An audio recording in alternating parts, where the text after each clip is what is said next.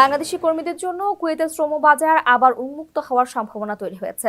গত 19 এপ্রিল কুয়েতের গণমাধ্যমে প্রকাশিত খবরে বলা হয়, শ্রমবাজারে বিদেশি কর্মী নিয়োগে সব ধরনের বিধিনিষেধ তুলে নেওয়া হয়েছে, যে নিয়ম 1 জুন থেকে কার্যকর হবে। অভিবাসন সংশ্লিষ্ট ব্যক্তিদের মতে, সব ধরনের বিধিনিষেধ তুলে নেওয়া হলে কুয়েতের শ্রমবাজারে খুব সহজে এবং কম খরচে অধিক কর্মী পাঠানো সম্ভব হবে। রিক্রুটিং এজেন্সিগুলো বলছে, বিধিনিষেধের ফলে বাংলাদেশ থেকে কুয়েতে কর্মী পাঠানোর ব্যাপারটি অধিক ব্যয়বহুল ও জটিল ছিল। খুব অল্প সংখ্যক কর্মী কুয়েতে যেতে পারতেন। তবে কুয়েতের শ্রম বিভাগ সর্বসম্মতিক্রমে আগের পদ্ধতি বাতিলের সিদ্ধান্ত নিয়েছে। তাই নতুন নিয়মে কর্মী পাঠানো বাড়বে। প্রচলিত নিয়ম অনুযায়ী দেশের যেসব প্রতিষ্ঠান বিদেশি কর্মী নিয়োগ দিতে আগ্রহী, তাদের প্রথমে কুয়েতে অবস্থানরত বেকার বিদেশি কর্মী থেকে নিয়োগ দিতে হতো। এরপর তাদের কর্মী চাহিদার একটি নির্দিষ্ট অংশে শুধু নতুন বিদেশি কর্মী নিয়োগ দেওয়া যেত। 1 জুন থেকে এই নিয়ম আর থাকছে না।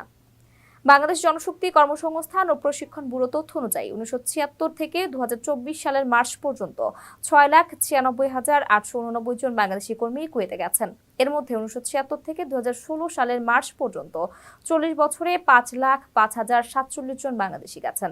2016 সালের মার্চ থেকে 2024 সালের মার্চ পর্যন্ত 8 বছরে গেছেন 1,91,842 জন।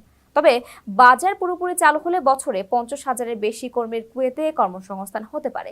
এতে বাড়বে রেমিটেন্সের গতিও। সম্মানিত গ্রাহক, কম খরচে দ্রুত সময় প্রসেসিং করুন সৌদি আরবের সকল প্রকার ভিসা ফ্লাই ইয়াত এভিয়েশন থেকে। ফ্লাই ইয়াত এভিয়েশন আপনার একটি বিশ্বস্ত সহযোগী। অনলাইন কিংবা অফলাইনে আমাদের সাপোর্ট টিম সপ্তাহে 7 দিনই আপনার সেবায় নিয়োজিত।